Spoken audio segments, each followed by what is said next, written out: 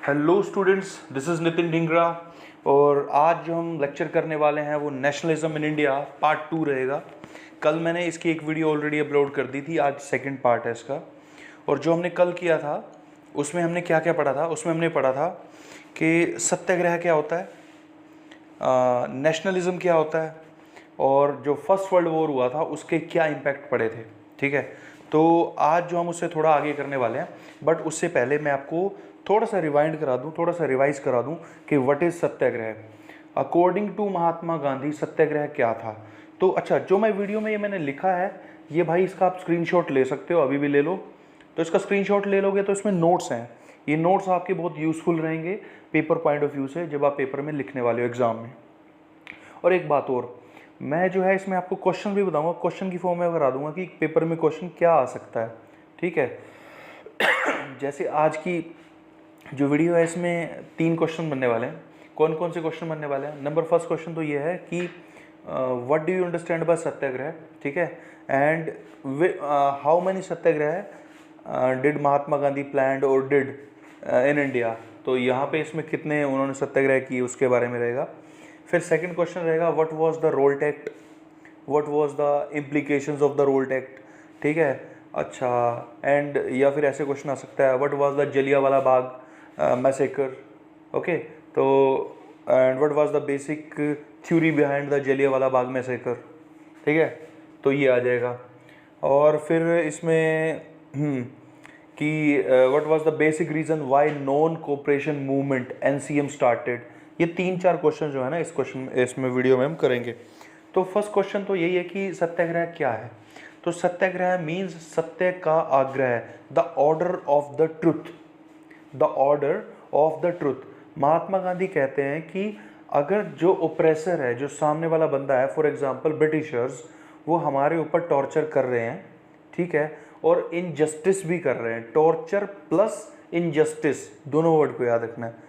अगर ब्रिटिशर हमारे ऊपर टॉर्चर भी कर रहे हैं इनजस्टिस भी कर रहे हैं, ये दोनों वो कर रहे हैं, तो हमें उनके अगेंस्ट वायलेंट नहीं होना, हिंसा नहीं करनी।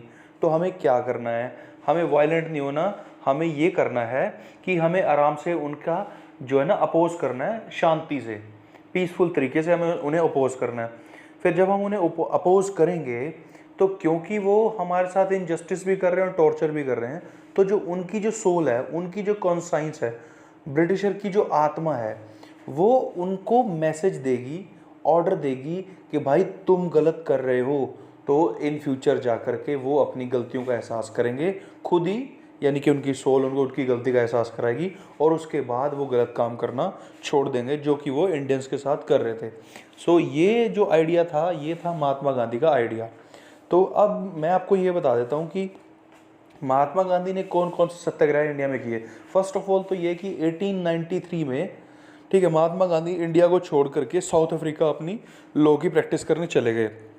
जब वो वहाँ पे गए थे तो वहाँ पे जाने के बाद उन्होंने देखा कि बहुत रेसिज्म हो रहा है, मतलब क्या हो रहा है, कलर को लेकर के बहुत रेसिस्ट हैं। जैसे वहाँ पे भी ब्रिटिशर थे, ठीक है, तो वो क्या करते थे, क्योंकि ब्रिटिशर जो होता है वाइट कलर होता है उनका, गोरे होते हैं ज़्यादा, ठीक है, तो क्योंकि ब्रिटिशर बहुत ज़्यादा गोरे होते हैं और साउथ अफ्रीकन जो थे वो काले थे, ठीक है, क्योंकि अफ्रीकन कंट्रीज से गर्मी बहुत ज़्यादा बढ़ती है, ठीक है, तो वहाँ के लोग जो है ना, उनका कलर कैसा होता है, उनका कलर सांवला होता है और वो काले होते हैं। क्योंकि वो काले होते हैं, ठीक है, इसलिए उनके साथ जो है ना रेसिज्म होता था। मतलब उनको क्या करते थे, उनको कहते थे कि आप ट्रेन में नहीं जा सकते, आपको गवर्नमेंट जॉब्स नहीं मिलेंगी, बहुत सारे तरीक़ों से उनके साथ जो है ना उनको सेग्रीगेट कर देते थे, अलग से उनको कर देते थे, डिस्क्रिमिनेट कर देते थे, उनका डिस्क्रिमिनेशन होता था। तो ये सब चीज़ें वहाँ उन्होंने देखी महात्मा गांधी ने, और वहाँ पे उन्होंने मूवमेंट चलाए, तो साउथ अफ्रीका के लोगों को बहुत हेल्प मिली, ठीक है, और वो मूवमेंट वहाँ पे उनके सक्सेसफुल हो गए। क्योंकि उनके मूवमेंट वहाँ पे सक्सेसफुल हो गए थे, तो महात्मा गांधी जब इंडिया रिटर्न आते हैं, ठीक है, तो 1915 में इंडिया में महात्मा गांधी रिटर्न करते हैं, तो क्योंकि उनके अंदर वो कॉन्फिडेंस आ गया था कि वहाँ पे भी ब्रिटिशर्स थे और उनके अगेंस्ट में मूवमेंट करके आया हूँ, तो जब मैं इंडिया में आ गया हूँ तो मैं इंडिया में भी मूवमेंट्स करूँगा। और वो मूवमेंट्स को उन्होंने नाम दिया था सत्याग्रह। सत्याग्रह का मीनिंग मैंने आपको बता दिया। तो अब वो इंडिया में आकर के जब मूवमेंट्स करने लगेंगे, ठीक है, तो वो कितने मूवमेंट करेंगे, पेपर के पॉइंट ऑफ व्यू से यही इंपॉर्टेंट है, ठीक है। तो जो इनिशियल उनके मूवमेंट है वो 3 मूवमेंट है, इंपॉर्टेंट है, याद रखना है। फर्स्ट मूवमेंट उनका रहेगा चंपारण। कहाँ पे है चंपारण? In the Bihar, 1917, 1917। वो क्यों करेंगे मूवमेंट? वो इसलिए करेंगे मूवमेंट क्योंकि जो वहाँ के जो किसान है ना, उनको किसानों को जो ब्रिटिशर हैं वो ज़बरदस्ती जो है ना नील की खेती करवाते हैं, फार्मिंग कराते हैं। और जो नील की खेती होती है ना वो इतनी डिफिकल्ट होती है कि किसान ना अपनी लाइफ तक खो देता है, ठीक है। मतलब अपाहिज हो जाता है, बीमार हो जाता है, इतना बुरी तरीके से बीमार होता है कि वो मतलब इट इज़ मतलब वो डेथ है एक तरह से, समझ लो, ठीक है। तो वहाँ के जब उनको किसानों को पता कि मरना है तो वो क्या करते हैं, वो अपोज करते हैं कि हम ये खेती नहीं करेंगे। अगर किसान अपोज करते हैं तो फिर ब्रिटिशर उनको तंग करते हैं, उनकी फैमिलीज को तंग करते हैं। तो इसके अगेंस्ट महात्मा गांधी 1917 में बिहार के चंपारण में जाते हैं, ठीक है, और अपना सत्याग्रह करते हैं। तो इस सत्याग्रह को जब वो करते हैं तो वहाँ पे उनको जो है ना एक और ज़्यादा क्या बोलते हैं ना अच्छा रिस्पॉन्स मिलता है, और ब्रिटिशर को उनकी बात माननी पड़ती है। जब ब्रिटिशर उनकी बात मान जाते हैं तो वहाँ के किसानों से ज़बरदस्ती ये खेती छुड़वा दी जाती है। तो देखो महात्मा गांधी साउथ अफ्रीका से बूस्ट होके आए हैं, चंपारण में फिर और बूस्ट हो गए हैं, अब वो फुल ऑन एनर्जी में है। अब क्या होगा, अब 1918 में 19 नेक्स्ट ईयर 1917 में चंपारण में करके हैं, 1918 में गुजरात में एक जगह है खेड़ा, ठीक है। जो खेड़ा है वहाँ पे जो पीजेंट्स हैं, ठीक है, उनके ऊपर भी अत्याचार हो रहे होते हैं। तो उनके साथ भी जा कर के फिर वो मूवमेंट करते हैं, वहाँ पे भी जा कर के उनको एक पॉजिटिव रिस्पॉन्स मिलता है। अंग्रेज़ जो है ब्रिटिशर है उनकी बात मानते हैं। फिर 1918 में ही अहमदाबाद जो कि गुजरात में ही है, अहमदाबाद में क्या होता है कि वहाँ पे ना एक मिल है, कॉटन मिल, जो कपड़े की मिल है। तो कपड़े की मिल के जो मालिक है ना, क्या होता है कि वहाँ पे कोई बीमारी फैल गई, ठीक है। तो कोई बीमारी फैल गई थी, उस बीमारी के फैलने पे ना सभी एम्प्लॉयज़ काम छोड़ के जा रहे थे। तो एम्प्लॉयज़ जितने भी सारे वर्कर्स थे, सब लेबर क्लास सब छोड़ के जा रहे थे। तो कॉटन मिल के जो मालिक थे उन मालिकों ने क्या कहा कि भाई आप वर्कर्स हो, आप मत जाओ, क्योंकि आप चले जाओगे तो हमारा काम खत्म हो जाएगा, तो हमारा काम रुक जाएगा। तो ऐसा करते हैं, जब ये बीमारी रुक जाएगी, मतलब प्लेग वगैरह फैल रहा था वहाँ पे, ठीक है, तो जब ये बीमारी रुक जाएगी तो उसके रुकने के बाद हम आपको ना वो देंगे, क्या बोलते हैं, सैलरी में हाइक देंगे, सैलरी बढ़ा देंगे आपकी। कितनी सैलरी बढ़ा देंगे? लगभग 50-60% ऐसे करके आपकी सैलरी दुगनी कर देंगे, समझ लो। एग्जैक्ट आप मतलब आपके सिलेबस का पार्ट नहीं है, मैं आपको समझा रहा हूँ, आपके कंसेप्ट रहे ताकि कि हुआ क्या है, क्या कर रहे हैं महात्मा गांधी। तो वो अब उन्होंने मिल के जो मालिक थे उन्होंने कहा कि आपकी सैलरी बढ़ा देंगे। अब क्या हुआ, वो प्लेग बीमारी चली गई। जब प्लेग चली गई तो जो मजदूर छोड़ के गए थे वो मजदूर वापस आने लग गए। तो अभी पहले तो मजदूर कम थे प्लेग के टाइम पे, और अब प्लेग खत्म हो गया तो मजदूर और ज़्यादा आ गए। जब मजदूर ज़्यादा आगे हैं तो जो नए आए हैं मजदूर, उनकी तो सैलरी बढ़ने का सवाल पैदा नहीं होता। पर जिन्होंने प्लेग के टाइम में मिल के जो मालिक थे उनका काम रुकने नहीं दिया, उनको बिल्कुल सपोर्ट करके रखा, तो उनकी सैलरी बढ़नी चाहिए थी, ठीक है, क्योंकि प्रॉमिस किया गया था। मिल के जो मालिक थे उन्होंने प्रॉमिस किया था, बट उन्होंने मना कर दिया। अभी मिल के मालिक जो अंग्रेज़ नहीं है भाई, ये याद रखना, मिल के मालिक जो है इंडियन ही है, ठीक है। जमुना दास करके कोई थे, ठीक है, तो मिल के मालिक जो है इंडियंस ही हैं, ठीक है। तो उन इंडियंस के अगेंस्ट भी महात्मा गांधी खड़े हो गए, ठीक है, और जो मिल के वर्कर्स थे उनको कुछ जैसे 35% के लगभग सैलरी में हाइक दिलवाया, ठीक है। तो 3 मूवमेंट करे भाई, चंपारण 1917, खेड़ा 1918 और अहमदाबाद भी 1918। आपको सिर्फ इतना याद रखना कि यहाँ पे जो प्लांटेशन थी अगेंस्ट ऑपरेसिव प्लांटेशन, ज़बरदस्ती प्लांटेशन के अगेंस्ट थे। 1918 में खेड़ा में पीजेंट्स थे जो कि मजदूर होते हैं, उनके लिए खड़े हुए। 1918 में अहमदाबाद में भी कॉटन मिल वर्कर्स उनके साथ में खड़े हुए, ठीक है। तो ये उन्होंने किया। तो यहाँ पे क्या क्वेश्चन बनेगा, what were the earliest Satyagraha of Mahatma Gandhi in the India, ठीक है, ये आप लिखोगे। और मैंने आपको वो भी बता दिया पिछली वीडियो से, इसको रिलेट कर लेना कि व्हाट वाज सत्याग्रह। तो 3 या 4 नंबर का क्वेश्चन आ सकता है। तो describe Satyagraha and explain some of the satyagrahas of India in the initial stages of the Mahatma Gandhi when he was starting the national movements। तो या फिर ऐसे आ सकता है कि बिफोर नॉन कोऑपरेशन मूवमेंट उनके कौन से सत्याग्रह थे।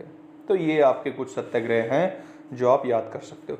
फिर नेक्स्ट आ गया क्वेश्चन, आ गया रोल टैक्ट। भाई रोल टैक्ट के बारे में ये बोला जाता है, मैं हिंदी में बता देता हूँ, ना वकील ना दलील, ऐसे बोलते थे।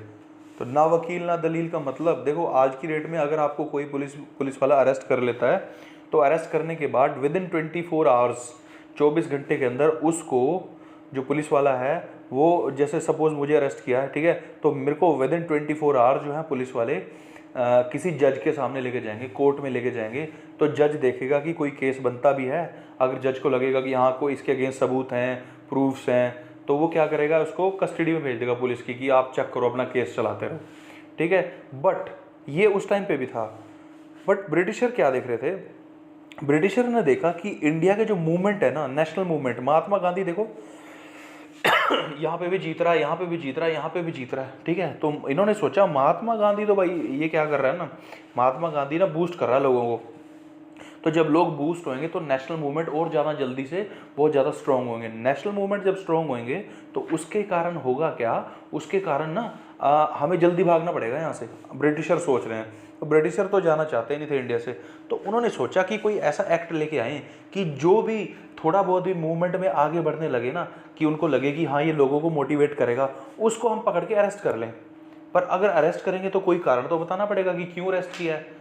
तो इन्होंने लॉ ऐसा बनाया, रोल्ट एक्ट ऐसा लॉ बनाया कि हमें कोई कारण बताना ही नहीं है, और हम क्या करेंगे 24 घंटे के अंदर जज के सामने भी लेके नहीं जाएंगे।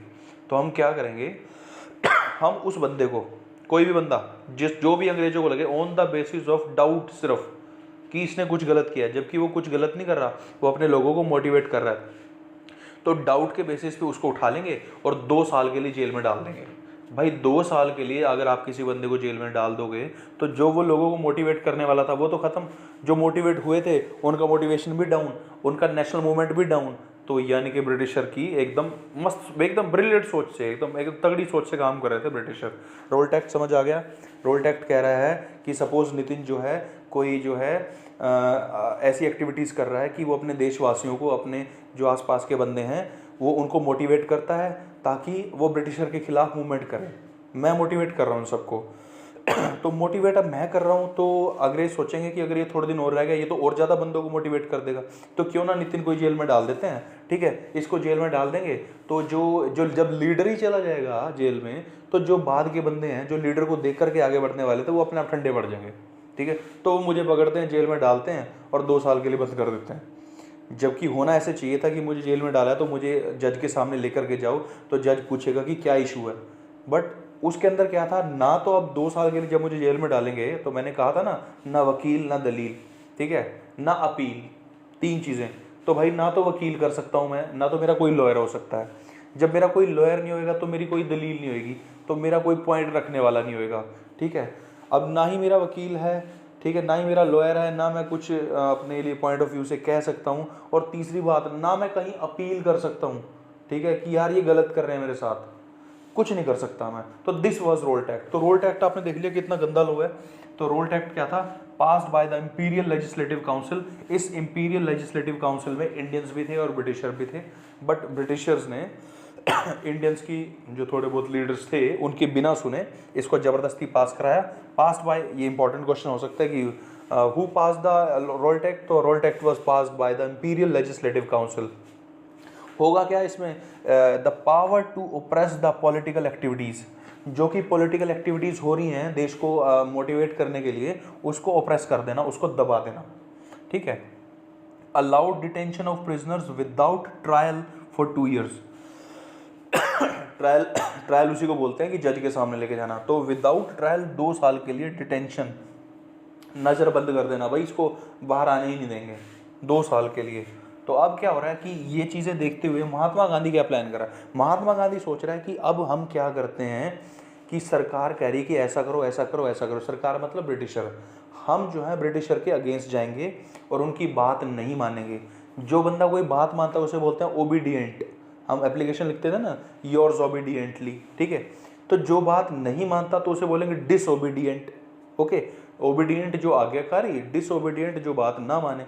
तो महात्मा गांधी कहते हैं कि सरकारी जो बातें हैं उनको हम नहीं मानेंगे। अगर सरकार की बातों को नहीं मानेंगे तो उसको मूवमेंट को क्या बोलेंगे, सिविल डिसओबीडियंस, ओके।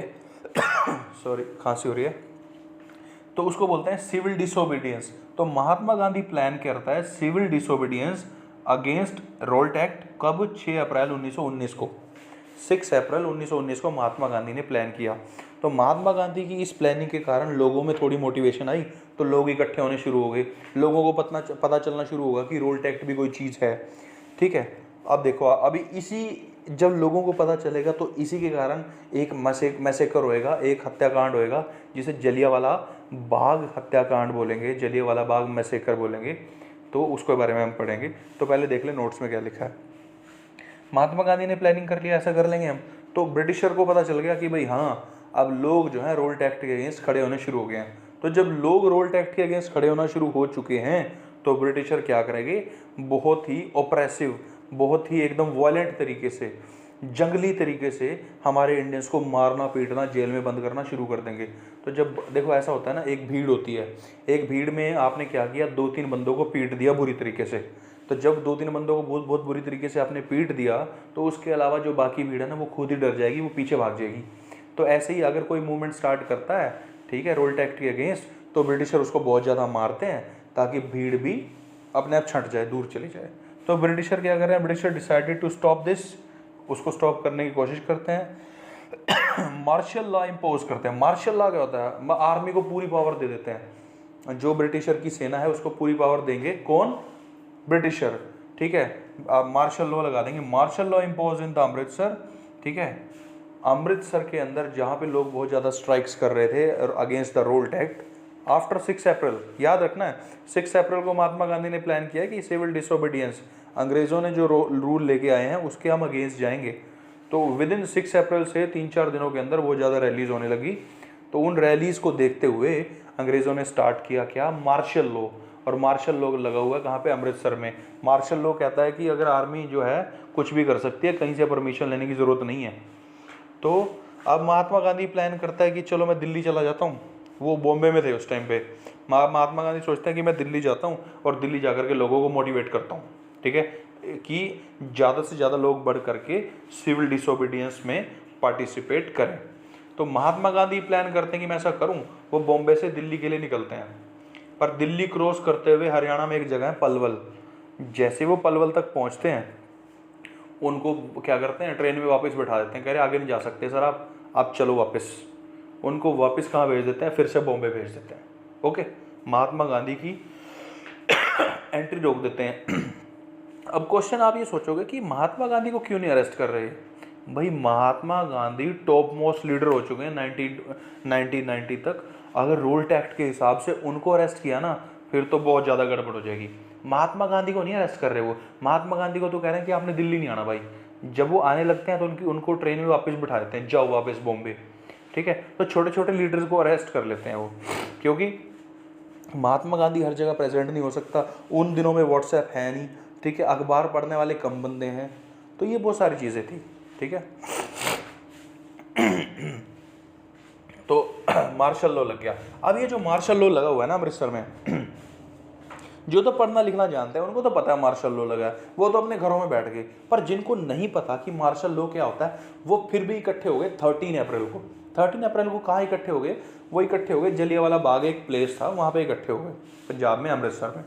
तो जब वहाँ पे लोग इकट्ठे हो गए हैं, तो कुछ लोग तो इसके लिए आए हैं कि मार्शल लॉ क्यों लगाया, कुछ लोग इसलिए आए हैं कि रोल टैक्स क्यों लगाया, कुछ लोग आ रखे हैं क्योंकि 13 अप्रैल को जो है ना वैसाखी मनाई जाती है पंजाब में। वैसाखी फंक्शन होता है कि फसल कट गई है, गेहूं कट चुकी है, वो उसके मतलब खुशी में जो है ना हमारे पास पैसे आ गए हैं, किसान सोचते हैं तो थोड़ा बहुत सेलिब्रेशन हम कर लेते हैं, समझ गए। तो इसलिए लोग इकट्ठे हुए।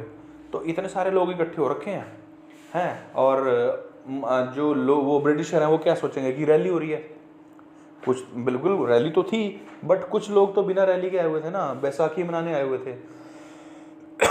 अच्छा, अब हुआ क्या, अब वहाँ पे जो मार्शल लॉ लगा है तो वहाँ पे एक जनरल डायर है, वहाँ का जो लीडर है ना, कमांडर है, उसका नाम है जनरल डायर।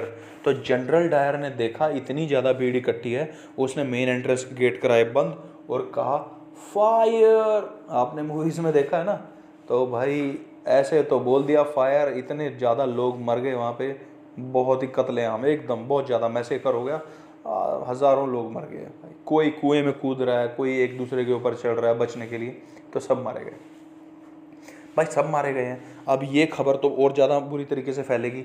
जब ये खबर बुरी तरीके से फैली तो क्राउड्स ने और ज़्यादा रैली स्टार्ट कर दी। क्राउड ने और ज़्यादा रैली स्टार्ट कर दी तो ब्रिटिशर ने फिर ब्रूटली अपोज किया, ब्रिटिशर ने फिर डंडे मारने शुरू कर दिए, लोगों को और जेल में डाला, बहुत बुरे तरीके से मतलब मारपीट फिर से स्टार्ट कर दी। तो जब ऐसा होने लगा तो एक इवेंट हुआ वहाँ पे, आज की डेट में जो ये प्लेस है विलेज गुजरांवाला, ये है वहाँ पे पाकिस्तान में चला गया, पर उन दिनों तो ये पंजाब का ही पार्ट था। यहाँ पे जो है ना बॉम्ब फेंक दिए गए, ठीक है। तो मतलब बहुत ज़्यादा वायलेंस क्रिएट हो गया ब्रिटिशर की तरफ से भी और इंडियंस के जो कॉमन पीपल थे उनकी तरफ से भी। तो महात्मा गांधी को तो आपको पता ही है, वो क्या कहते हैं कि हमने वायलेंस नहीं करनी, हमने वायलेंस नहीं करनी। तो हमने वायलेंस नहीं करनी, तो Mahatma Gandhi called off the movement, Mahatma Gandhi ने मूवमेंट रोक दिया। अच्छा, अब ऐसा क्यों है कि महात्मा गांधी क्यों कह रहे हैं कि भाई आपने वायलेंस नहीं करनी? महात्मा गांधी इसलिए भी कह रहे हैं कि वायलेंस नहीं करनी, सत्याग्रह का कंसेप्ट तो है ही, दूसरा कंसेप्ट ये भी है कि महात्मा गांधी कहते हैं कि इंडियंस जो कॉमन पीपल हैं वो इतने हथियार लेके कहाँ से आएंगे? ब्रिटिशर्स के पास तो बहुत सारा पैसा है, बहुत सारे हथियार हैं, वो कभी भी इकट्ठे होकर के कभी भी अपनी आर्मी से अटैक करके एक बार गोलियां चलवा देंगे। एक बार जब गोलियां चली 200-400, तो 200-400 लोगों को मार के वो तो बिछा देंगे नीचे, ठीक है। हमारे लोग मर जाएंगे, हमारे लोग मर जाएंगे तो दिक्कत होगी। तो महात्मा गांधी यही प्लान करते हैं कि लोगों को मरने भी नहीं देना, ठीक है, और इनको भगाना भी है। तो देयर फॉर द कॉम्बिनेशन, तो कॉम्बिनेशन इम्पैक्ट है उनका सत्याग्रह। तो बहुत तगड़ी सोच है महात्मा गांधी। ओके, अच्छा एक बात और मेरी पर्सनल थिंकिंग मैं आपको बताता हूँ कि कई लोग कहते हैं कि जो भगत सिंह है ना, भगत सिंह को जो भगत सिंह सही कर रहे थे, पर भगत सिंह ने स्टार्टिंग में यही रास्ता अपनाया कि हम भी वायलेंट हो जाते हैं। बट जब भगत सिंह जेल में चले गए ना, तो भगत सिंह जेल में थे, एक बुक लिख रहे थे अपनी, तो भगत सिंह ने भी बुक में क्या लिखा? भगत सिंह लिखते हैं कि यार जो ये तरीका है ना वायलेंस वाला, ये तरीका सही नहीं है, हमें वायलेंस को छोड़ करके जो महात्मा गांधी तरीका अपना रहे हैं ना, वही तरीका अपनाना चाहिए, ठीक है। तो इसलिए भगत सिंह जो है ना तगड़े आदमी हुए हैं, और महात्मा गांधी भी पॉपुलर आदमी थे, आपको पता ही, राष्ट्रपिता भाई, नेशनल फादर। ओके, तो कई लोगों को ना महात्मा गांधी के बारे में गलत थिंकिंग रखते हैं कि वो ऐसे थे वो ऐसे थे। भाई महात्मा गांधी हो चाहे भगत सिंह हो, दोनों ने ना देश के लिए बहुत कुछ किया है, ठीक है। तो हमें अप्रिशिएट करना चाहिए भाई, हमारे फ्रीडम फाइटर्स हैं। ओके, चलो ये क्वेश्चन, अभी क्या क्वेश्चन है? ये क्वेश्चन आएगा what was the Rowlatt act, ठीक है, implications of Rowlatt act, impact of Rowlatt act, या इसमें एक क्वेश्चन और बन सकता है what was the Jallianwala Bagh massacre. तो ये सारे के सारे 2-3 तरह से जो क्वेश्चन आएगा उसके आंसर ये हैं। तो मैंने आंसर बिल्कुल एकदम पर्टिकुलर लिखा है, पॉइंट की फॉर्म में, पेपर में आपने ऐसे ही लिखना है। पैराग्राफ में लिखोगे तो एग्जामिनर को समझ नहीं आएगा, नंबर काट लेगा, नंबर नहीं काटने भाई, ठीक है। अब क्या हुआ अब देखते हैं जो रोल एक्ट है, रोल एक्ट कहाँ कहाँ पे फैला? मतलब रोल एक्ट के जो अगेंस्ट रैलीज हो रही थी वो सिर्फ मेन सिटीज में हो रही थी, गाँव तक नहीं गई। तो महात्मा गांधी सोचता है यार कि यार अब मूवमेंट तो हमने रोक दिया, तो जब गांव के लोग, क्योंकि इंडिया में तो हैं ही गांव, शहर तो वैसे ही थोड़े हैं, तो जब गांव इतने ज़्यादा हैं तो गांव के लोगों को इकट्ठे भी तो करना है। तो जब गांव के लोगों को इकट्ठे करना है तो इकट्ठे करने के लिए कोई ऐसा मूवमेंट होना चाहिए जिसमें लार्ज स्केल पे लोग इकट्ठे हो जाएं, प्लस ही वॉज थिंकिंग कि मुस्लिम और हिंदू भी इकट्ठे हो जाएं, मुस्लिम और हिंदू भी इकट्ठे हो जाएं। इसलिए उन्होंने एक नया मूवमेंट प्लान किया, उस मूवमेंट का नाम था खिलाफत मूवमेंट, ठीक है, या उसको हम बोलेंगे नॉन कोऑपरेशन मूवमेंट। अब खिलाफत मूवमेंट क्या था वो सीख लो। जब सेकेंड वर्ल्ड वॉर हुआ, फर्स्ट वर्ल्ड वॉर हुआ 1914 से 1918 में, उसमें टर्की हार गया। टर्की को हराया ब्रिटिशर ने, अंग्रेजों ने। जब टर्की को ब्रिटिशर ने हराया तो टर्की का जो राजा था, ठीक है, वो था ओटोमन, मतलब ओटोमन एम्पायर था उनका, ओटोमन डायनेस्टी थी। ओटोमन एम्पायर के अंदर जो एक सबसे हाईएस्ट पोस्ट पे होते हैं ना, जो मुस्लिम्स में होते हैं, जो एक गुरु होते हैं, धर्म गुरु, उसको बोलते हैं खलीफा, कैलिफ, ठीक है। तो यहाँ पे इंडिया में क्या कर रहे हैं, मुस्लिम को सपोर्ट कर रहे हैं अंग्रेज, बट ओटोमन एम्पायर में जाकर के जो खलीफा हैं उनको पूरी तरह से इज्जत नहीं दे रहे, उनकी इंसल्ट कर रहे हैं, ठीक है, उनके साथ जो ट्रीटीज कर रहे हैं वो अच्छी नहीं कर रहे। तो वहाँ पे तो उनके साथ बुरा व्यवहार कर रहे हैं खलीफा के साथ, ठीक है, और इंडिया में मुसलमानों को सपोर्ट कर रहे हैं। तो मुस्लिम्स ने देखा कि यार ये हमारे सगे नहीं है, ठीक है। महात्मा गांधी ने इस चीज़ को फ़ायदा उठाने की सोची कि यही पॉइंट है, यही फ़ायदा उठा सकता हूँ मैं कि यहाँ पे मैं हिंदू और मुस्लिम को इकट्ठा करके ये बता दूँ कि भाई ब्रिटिशर्स ही हम दोनों के अगेंस्ट हैं, ये हमें लड़वा रहे हैं। तो ये बात करने के लिए उन्होंने एक कमेटी बनाई, उसका नाम था खिलाफत कमेटी। और खिलाफत कमेटी के जो मेंबर्स थे वो कौन थे? मोहम्मद अली और शौकत अली। मोहम्मद अली और शौकत अली, इन दो बंदों ने महात्मा गांधी से मिलते हैं, महात्मा गांधी से मिलकर के ये डिसाइड करते हैं कि हम अंग्रेज़ों के खिलाफ जाएंगे। आज तक हम अंग्रेज़ों के खिलाफ नहीं थे क्योंकि वो हमें फेवर कर रहे थे, बट अब हम अंग्रेज़ों के खिलाफ जाएंगे। तो ऐसा करने के लिए फिर वो क्या करते हैं, जो कांग्रेस होती है 1920 में एक रेजोल्यूशन पास करती है, जिसके बाद नॉन कोऑपरेशन मूवमेंट की शुरुआत हो जाती है। ठीक है। सो फ्रेंड्स, मुझे लगता है कि अभी ये आपको अच्छे से समझ आ गया होगा, और अब इसको कंक्लूड कर देता हूँ मैं। तो सत्याग्रह के बारे में मैंने बता दिया कि 3 सत्याग्रह थे। ठीक है। फिर मैंने आपको रोल्ट एक्ट के बारे में भी बता दिया। रोल्ट एक्ट आपने देख लिया क्या था। रोल्ट एक्ट में हमने जलियांवाला बाग मैसेकर भी पढ़ लिया। अब उसके बाद मैंने आपको बता दिया कि रोल्ट एक्ट जो था सिटीज़ में था। ठीक है। और फिर महात्मा गांधी ने सोचा कि बड़ा मूवमेंट करना है, तो बड़ा मूवमेंट करने के लिए उन्होंने क्या किया, मुस्लिम्स जो थे खिलाफत मूवमेंट के लिए मोहम्मद अली और शौकत अली को अपने साथ मिला लिया। मोहम्मद अली और शौकत अली क्यों मिल रहे हैं, वो इसलिए मिल रहे हैं क्योंकि जो ऑटोमन एम्पायर था टर्की में, वहाँ पे जो खलीफा हैं, मुस्लिम के जो धर्मगुरु हैं, अंग्रेज़ उनकी बेइज्जती करते हैं, इंसल्ट करते हैं। तो इस चीज़ को फिर लेकर के महात्मा गांधी ने एक पॉइंट सोचा कि अब यही जो टाइम है, हम इकट्ठे हो जाते हैं मुस्लिम्स और हिंदूज़, और सितंबर 1920 में नॉन कोऑपरेशन मूवमेंट की शुरुआत हो जाती है। तो thank you so much students. I hope कि आपको ये वीडियो अच्छी लगेगी। So please subscribe and share the video, और ताकि ज़्यादा से ज़्यादा लोगों को पहुँचे, और ज़्यादा वीडियोज़ अपलोड करेंगे। अभी ये चैप्टर पूरा नहीं है, बहुत बड़ा चैप्टर है। ठीक है। शायद 2-3 पार्ट और लगें। तो आई होप कि आप मेरे साथ बने रहेंगे, और ज़्यादा से ज़्यादा शेयर सब्सक्राइब करो। Thank you so much.